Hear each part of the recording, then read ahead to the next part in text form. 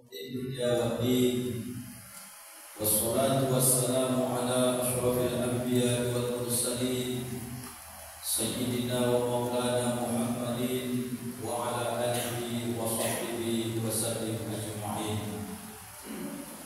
أشهد أن لا إله إلا الله وحده لا شريك له وأشهد أن محمدا عبده ورسوله لا نبي بعده. اللهم صل وسلم وبارك على سيدنا محمد وعلى آله وصحبه وسلم أجمعين. وقد قال الله تعالى في القرآن الكريم: أعوذ بالله من الشيطان الرجيم. بسم الله الرحمن الرحيم. يا أيها الذين آمنوا اتقوا الله حق تقاته ولا تموتن إلا وأنتم مسلمون. أوصيكم ونفسي بتقوى الله فقد فاز المتقون.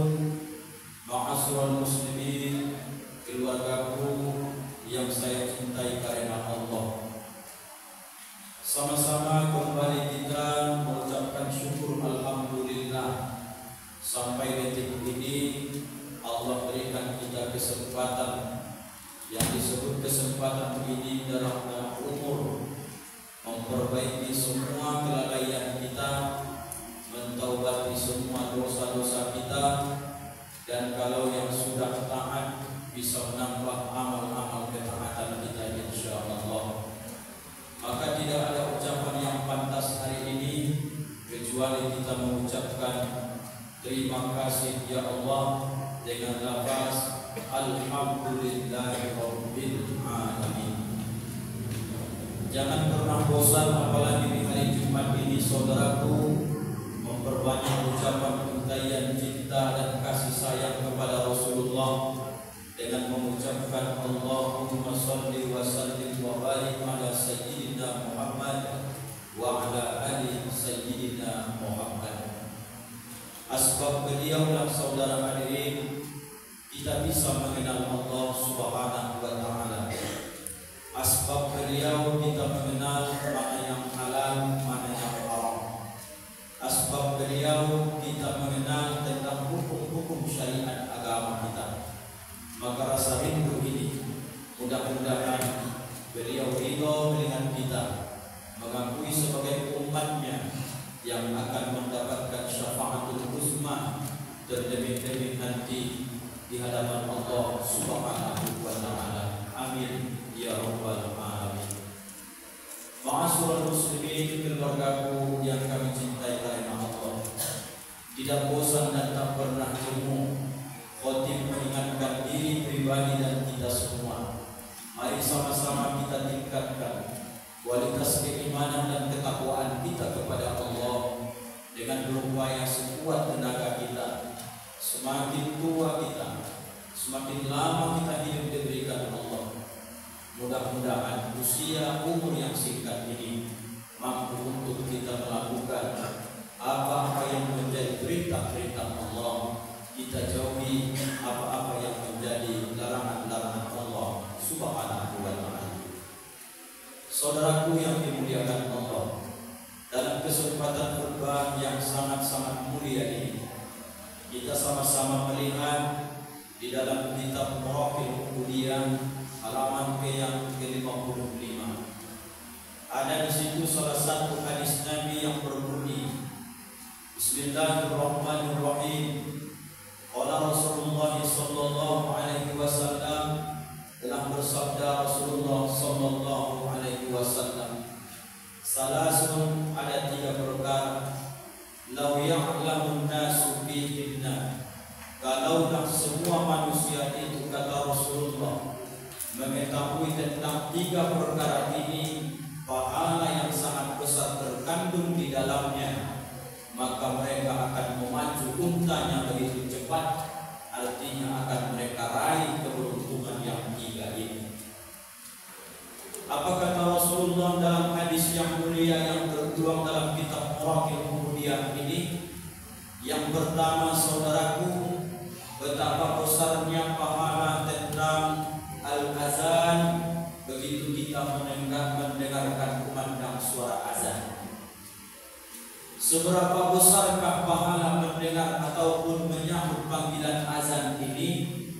Yang pertama, dalam hadisnya Rasulullah, sesiapa yang mau menjawab azan sesuai dengan apa yang dibacakan oleh muazzin, illa fi halatain, kecuali dia mendengarkan dua hal, hayya 'alas shalah, hayya 'alal falah, maka kemudian dalam hadis itu Nabi menyebutkan wajibat lahu syafa'ah, wajiblah orang yang menjawab azan ini, saudaraku, mendapatkan syafaat dari Rasulullah sallallahu alaihi wasallam. Mari kita gali lebih dalam yang pertama ini. Kita saja sebagai orang tua, saudara yang dimuliakan Allah, yang Allah titipkan kita berupa anak ataupun istri, maka kemudian kita yang menafkahi mereka, bahkan ada yang siang malam bekerja supaya anak istri ini bisa dipenuhi kebutuhan bahkan keinginan mereka.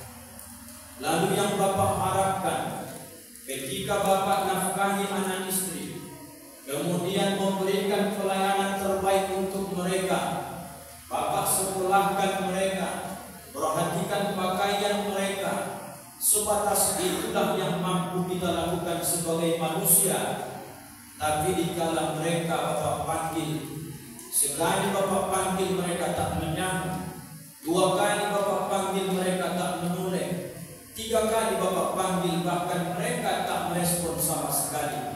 Secara manusiawi, pastilah datang sifat manusia, sakit hati, dan bahkan akan melakukan sesuatu yang berbeda dengan kasih sayang sebelumnya.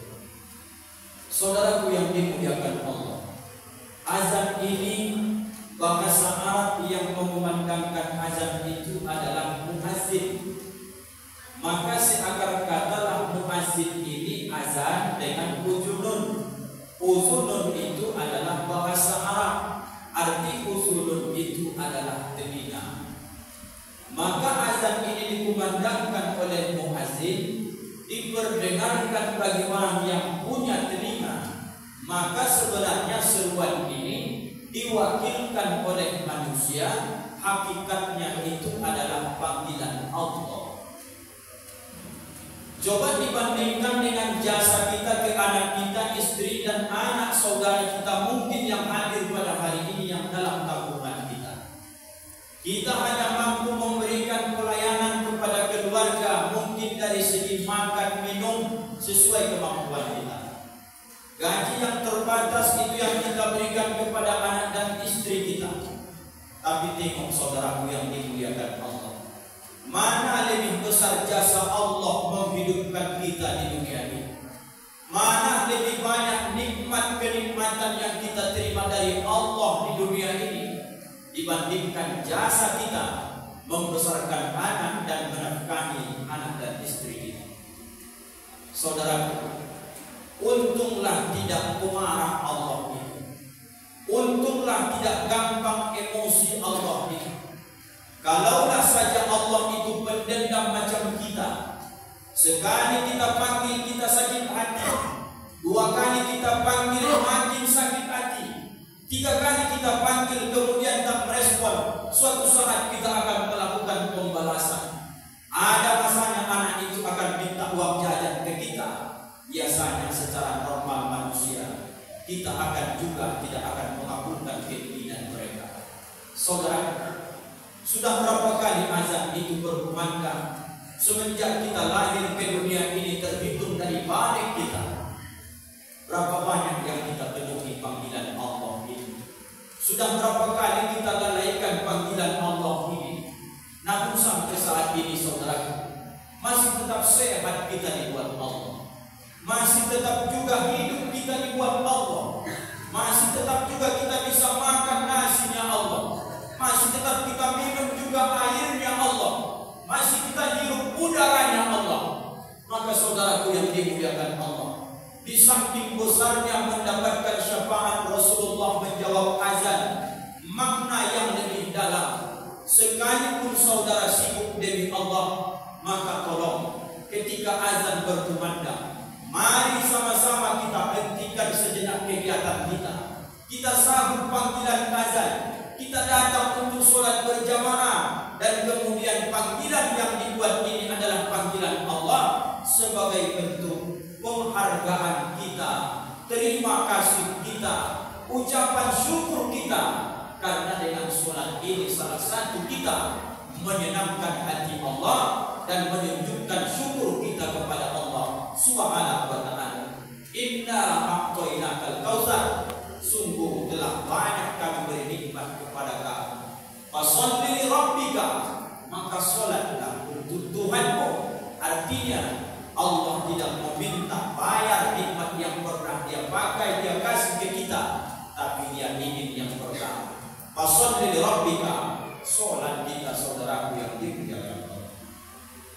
Yang kedua, wasaffil awal, orang kalau tahu pahala keutamaan memburu saf yang pertama saudaraku yang dimuliakan Allah. Baca nanti dalam hadis riwayat Bukhari dan Muslim, kalaulah mereka tahu pahala saf pertama dalam sholat berjamaah, tidak dia dapat saf pertama saudaraku, maka mereka akan melakukan undi siapa yang bisa mendapatkan saf yang pertama. Apa kelebihannya saf yang pertama ini kalau sholat fardu 5 waktu?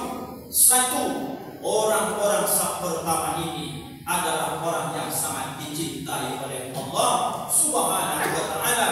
Tidak mungkin dia bisa di saf yang pertama kecuali dia cepat datang, dan mungkin sebelum azan dia sampai di rumah Allah. Penghargaan Allah yang pertama, dia yang sangat dicintai Allah Subhanahu wa ta'ala. Bukankah itu yang kita cari? Kalaulah rasa cinta manusia kita dapat, berapa banyak yang tak mungkin di akal kita dapatkan. Orang yang kita cintai itu akan memberikan semua. Kalaulah cintanya Allah kita raih, kita dapat, banyak yang mustahil dalam akal pikiran manusia, mudah bagi Allah saudara untuk mengabulkan, untuk memberikan. Yang kedua, orang yang saf pertamanya itu datang ketika sholat berjamaah, begitu besar pahala selain mendapatkan cinta dari Allah. Nanti bisa dibaca dalam hadisnya, mereka ini juga akan mendapatkan syafaat dari Rasulullah Sallallahu Alaihi Wasallam. Apa sebab? Karena orang ini sangat-sangat pandai membahagiakan Allah, mendatangi panggilan azannya dia, kemudian duduknya paling depan dia. Maka ini tamu kehormatan Allah, wajar Rasulullah bangga terhadap mereka. Balasannya adalah pertolongan nanti di hari kiamat di hadapan Allah Subhanahu wa ta'ala. Yang ketiga, yang terakhir, apa yang paling hebat pahalanya di antara yang tiga ini adalah yaumul Jum'ah, yaitu pada hari Jumat saudaraku yang dimuliakan Allah. Hadis pertama, sesiapa kata Rasulullah yang mandi dia ketika hari Jumat dan kemudian dia datang di waktu yang pertama, artinya waktu yang pertama ini dia menyegerakan diri untuk mendatangi sholat Jumat. Apa yang dia peroleh? Dia ambil saf yang pertama, kata Rasulullah dalam hadisnya, maka dia seolah-olah telah berkorban dengan seekor unta. Adapun yang datang di saf berikutnya atau waktu yang kedua, mereka juga tetap mendapatkan pahala besar seperti pernah berkorban seekor lembu. Yang ketiga juga tetap datang, dia akan terlambat sedikit, tapi dia tetap mendapatkan tadi sebelum masuk waktu Jumat, dia tetap terhitung saf yang datang ketiga mendapatkan pahala berkorban seekor kambing yang tanduknya panjang. Datang yang keempat masih terhitung seperti dia berkorban seekor ayam jago. Datang yang kelima, maka dia terhitung bersedekah seperti sebutir telur. Maka ujung hadis itu menggambarkan apabila ada orang yang sesudah khatib turun dari mimbar, kalau dalam mazhab Syafi'i begitu mimbar itu dinaiki oleh khatibnya, maka kemudian malaikat-malaikat pun akan menuntut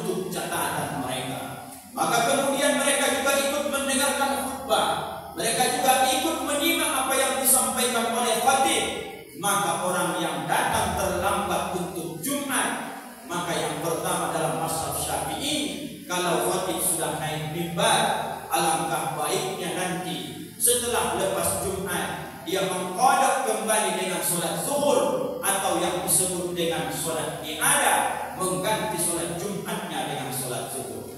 Kalaulah dia datangnya hanya yang kelima, maka tinta-tinta catatan masih tetap tercatat.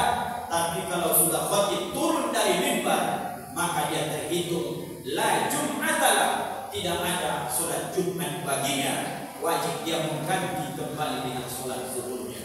Saudaraku yang dimuliakan Allah, hadis yang kedua, sesiapa di hari Jumat yang dia mandi seperti mandi janabah, artinya dia basahkan seluruh tubuhnya ujung rambut sampai ujung kakinya, maka kemudian dia bersegera mendatangi rumah Allah dengan tujuan untuk solat Jumat, maka sesampai di masjid langsung dia masuk, kemudian dia mendengarkan dua khutbah. Di mana safnya yang paling dekat dengan imam?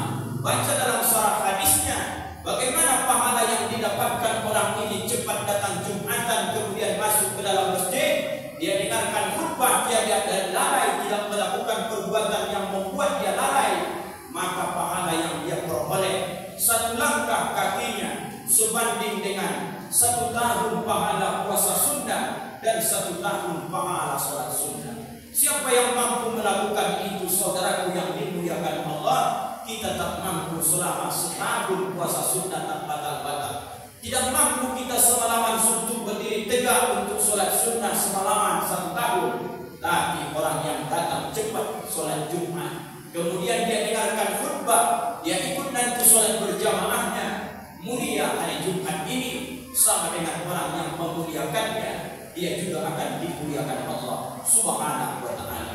Saudaraku yang dimuliakan Allah, mumpung masih ada kesempatan, mumpung masih ada diberikan Allah umur, mari sama-sama. Yang pertama, setiap panggilan azan dari Masjid Darut Tauhid, ayo kita memenuhi azan tadi sekaligus dengan sholat berjamaah. Yang kemudian kalau hari Jumat, luang-luangkan waktu kita, buatlah semacam aturan dalam hidup kita. Kalaulah 7 hari dalam sepekan, cukuplah yang 6 hari kita mungkin disibukkan dengan dunia. Zuhur mungkin terlambat, asar mungkin terlambat, maghrib isanya terlambat, mungkin masih bisa dimaklum. Tapi kalau sekali sepekan hari Jumat pun terlambat, malu kita di hadapan Allah, karena hari Jumat Sayyidul Ayyam, hari penghulu sekalian hari, dan Jumat juga adalah hari yang dimuliakan Allah, maka kita muliakan dia supaya kita juga dimuliakan Allah Subhanahu wa ta'ala. Mudah-mudahan bermanfaat. Fa'tabiru ya ulil absar.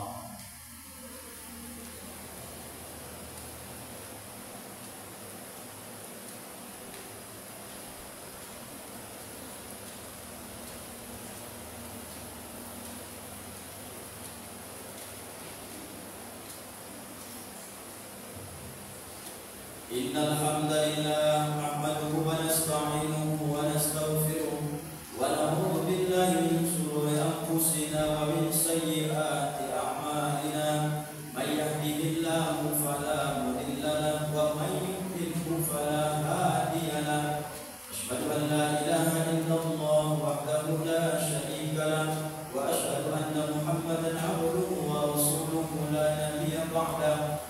Allahumma salli wa sallim wa barik ala sayyidina Muhammad wa ala ali sayyidina Muhammad kama sallaita ala sayyidina Ibrahim wa ala ali Ibrahim wa barik ala Muhammad wa ala ali Muhammad kama barakta wa sallamta ala sayyidina Ibrahim wa ala ali Ibrahim fil alamin innaka Hamidum Majid.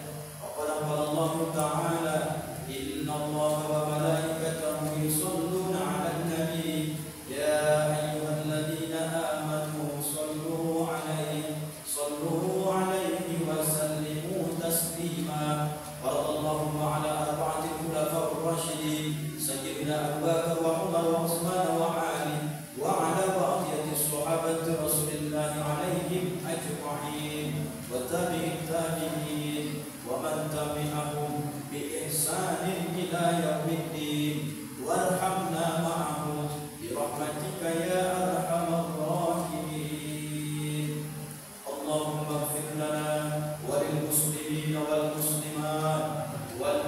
المؤمنين والمؤمنات الأحياء منهم والأموات اللهم ربنا لا تزغ قلوبنا بعد إذ هديتنا وهب لنا من لدنك رحمة إنك أنت الوهاب اللهم أرنا الحق حقا وارزقنا اتباعه وأرنا الباطل باطلا وارزقنا اجتنابه ربنا آتنا في الدنيا حسنة وفي الآخرة حسنة وقنا عذاب النار والحمد لله رب العالمين.